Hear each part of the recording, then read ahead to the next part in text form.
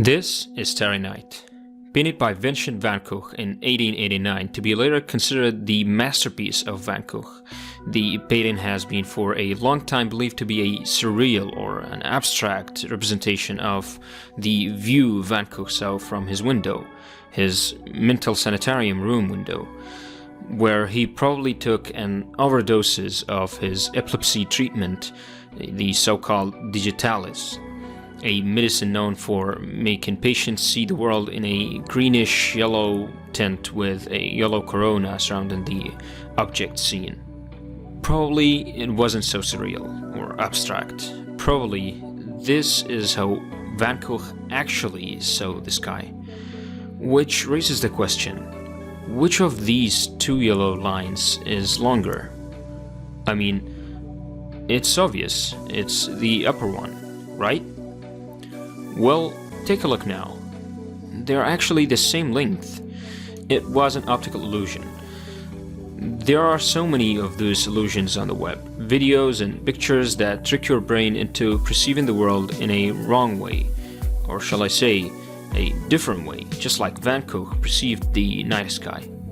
Let's just say it forces you to ask the question, if it is that easy for our brains to misconceive the world around us, then who says that we already see the world as it actually is? I mean, who says that we perceive the reality just as it actually is? Fortunately, so many people did find answering this question. Unfortunately, some of the answers are for most of people terrifying.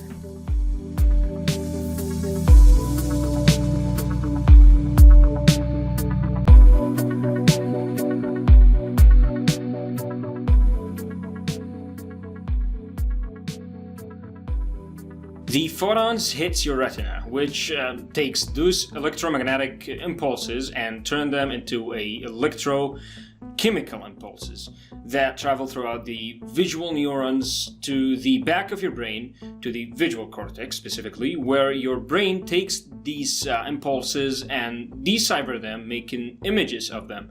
In other words, construct a reality in your mind that is a replica of the objective reality. A replica exactly identical to the objective reality, because, well, if the wolf is like 2 meters away from you and you see it 200 meters from you, then you're probably dead.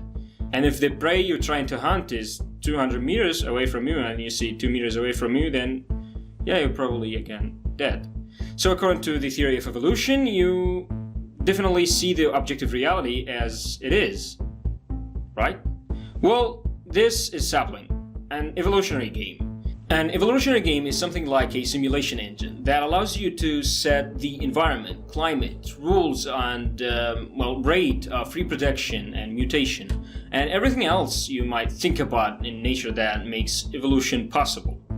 Those kind of games use the rules of game theory in mathematics to simulate the evolution over thousands of generations, and they've been reliably used by scientists to support their postulations and theories. So why don't we run an evolutionary game and find out if your brain have evolved to construct the reality just as it is? Well, this guy did it. Cognitive psychologist and popular science author Donald D. Hoffman, with his team, ran an evolutionary game in which they presented two competing criteria: reality versus fitness. Now, fitness here is meant to be the advantage the living organism gets for not seeing objective reality as it is. For instance, consider this steak.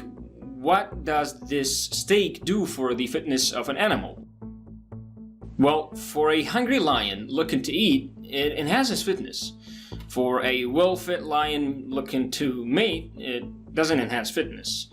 And for a rabbit in any state, well, it doesn't enhance fitness at all. So fitness does depend on the accurate perception of reality, but also on the organism itself, its state and its actions. Fitness is not the same thing as reality as it is. In other words, the lion would see the world in a way that makes him value the steak, just like you should see the world in a way that makes you value the like button and love clicking it. While the rabbit would see the world in a different way, a way that would make him, to some extent, neglect the steak, just like I see the world in a way that makes me neglect the hair comb. They ran the game hundreds of thousands of times with lots of different randomly chosen worlds and organisms that compete for, well, resources in those worlds. Some of the organisms see all the reality, others see just part of the reality, and some see they see nothing of the reality. Well, I hate to say this, but I've got to be scientific. In each of those hundreds of thousands of simulations, the accurate perception of reality goes extinct. Unfortunately, evolution prefers that we don't see reality as it is. Yep, according to this study, all of us don't see reality. We only see a modified reconstruction and representation of the objective world. Hence, the question becomes, to what extent do our brains deceive us? That is, if this is the case and we don't see the world as it is, well, then how much different is the real objective world from how we perceive it? Well, according to Hoffman, we might never know, but because evolution prefers to hide reality and show the organisms a seemingly modified representation, reconstructed version of the reality, then we can go far, according to Hoffman, as to assume that the objective reality might carry no such attributes as shapes, colors, masses, or even physical forces.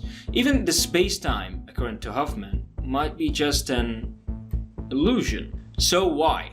Why would evolution hide the objective reality to this far extent? I mean, why not just a few features of it? Why hide all of it?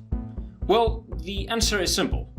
Because objective reality is just so complicated.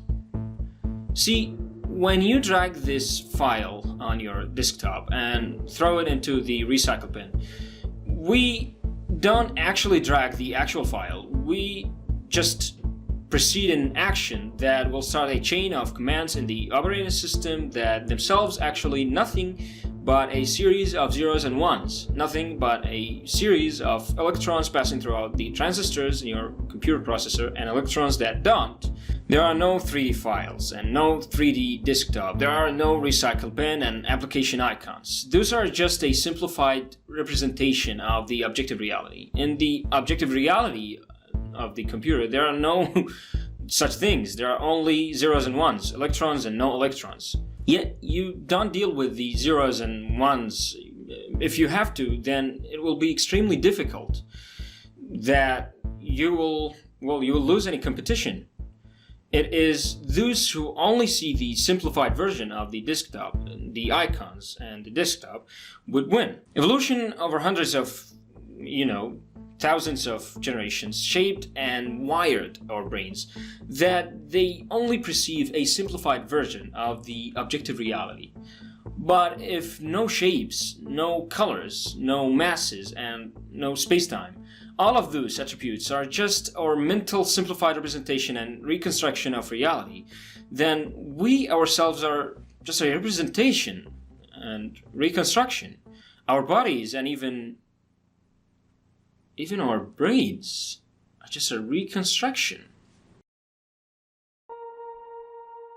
We started this claim by postulating that the world as we perceive it is a simplified representation of the objective reality, entirely reconstructed by our brains. But now, our brains themselves are a simplified representation. Then the question now becomes, who reconstructs and represent our brains to our perception? In fact, this means that our consciousness exists independently from our brains. Hoffman himself is not sure about what causes or hosts our consciousness, or if consciousness is a fundamental force in nature, as he said. But what we know, and what he knows, is that the possibilities are endless at this point.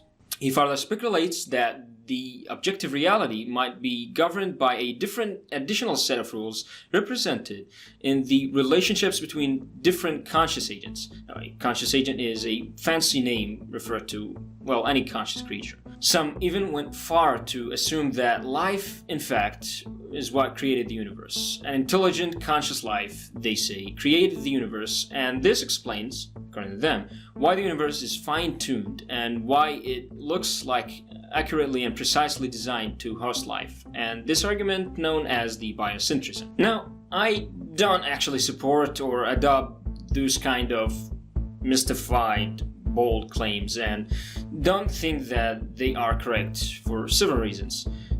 First of all, 99.99999% of the universe would instantly kill you just by existing in it. And second of all, if the universe is working according to any different set of constants and laws that allows any kind of intelligent life to exist, then this life would just stare in the stars and wonder and assume that the universe is fine-tuned to house them.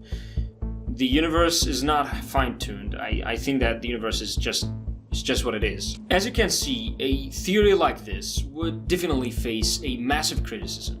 For one, it seems unfalsifiable. That is, we don't have any way to know if it is false. Therefore, we don't have any way to know if it is true. And for second, there seems to be a logical gap between the fundamental postulates of the theory. I mean, the idea that the evolution prefers to hide some of the objective reality, and the conclusion that all of the objective reality is entirely different from what we perceive, let alone go as far as to assume that life is the creator of the universe. In a nutshell, it seems so early for this theory to be widely adopted, but despite this amount of criticism, we should ask ourselves an important pragmatic question. That is, what if what they say is true? I mean, is it so depressing to assume that nothing you perceive and interact with is real? Everything is illusion. Well, Hoffman doesn't think so. He says that the idea that the nature of the objective reality turns out to be very counterintuitive occurred over and over throughout the history of science. From the discovery that, the Earth is not the center of the universe, to the shocking behavior of the quantum particles.